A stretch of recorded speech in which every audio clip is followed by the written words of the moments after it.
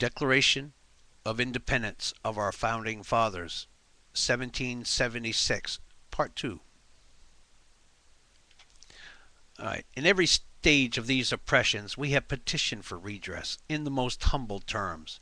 Our repeated petitions have been answered only by repeated injury. A prince whose character is thus marked by every act which may define a tyrant is unfit to be the ruler of a free people, nor have we been wanting in attentions to our British brethren. We have warned them from time to time of attempts by their legislature to extend an unwarrantable jurisdiction over us. We have reminded them of the circumstances of our emigration and settlements here.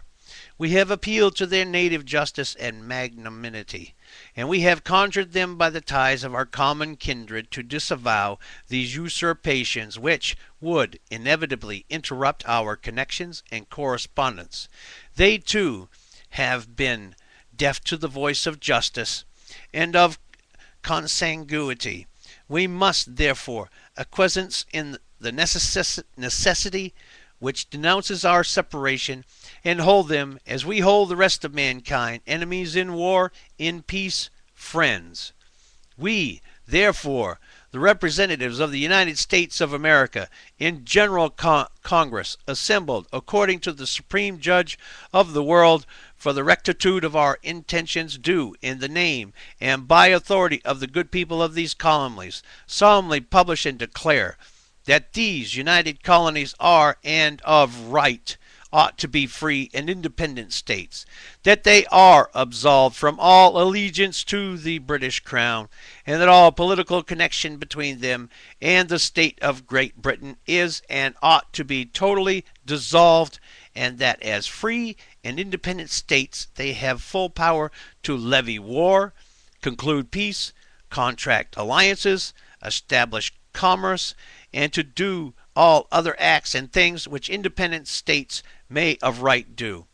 And for the support of this declaration, with a firm reliance on the protection of divine providence, we mutually pledge to each other our lives, our fortunes, and our sacred honor. New Hampshire, Joshua Bartle, William Whipple, Matthew Thornton, Massachusetts Bay, Samuel Adams, John Adams, Robert Treat Payne, Elbridge Gary, Rhode Island, Stephen Hawkins, William Ellery, Oliver Walcott, New York, William Floyd, Philip Livingston, Francis Lewis, Lewis Morris, New Jersey, Richard Stockton, J.N.O. Witherspoon,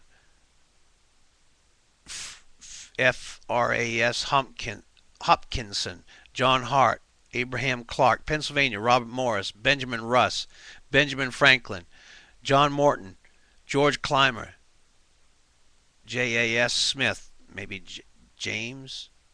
So J.N.O. would be John Witherspoon. Okay, got it now. George Taylor, James Wilson, George Ross, John Hancock, Delaware, Cecil Rodney, George Reed, Thomas McKean, Maryland, Samuel Chase, William Packer, Thomas Stone, Charles Carroll of Carrollton, Virginia, George Wythe, Richard Henry Lee, Thomas Jefferson, Benjamin Harrison, Thomas Nelson Jr., Francis Lightfoot Lee, Carter Braxton, North Carolina, William Hooper, Joseph Hughes, John Penn, South Carolina, Edward Rutledge, Thomas Hayward Jr., Thomas Lynch Jr., Arthur Middleton, Georgia, Button Gwinnett Lyman, and the Hall George Walton. And this is the Founders Constitution, Volume 1.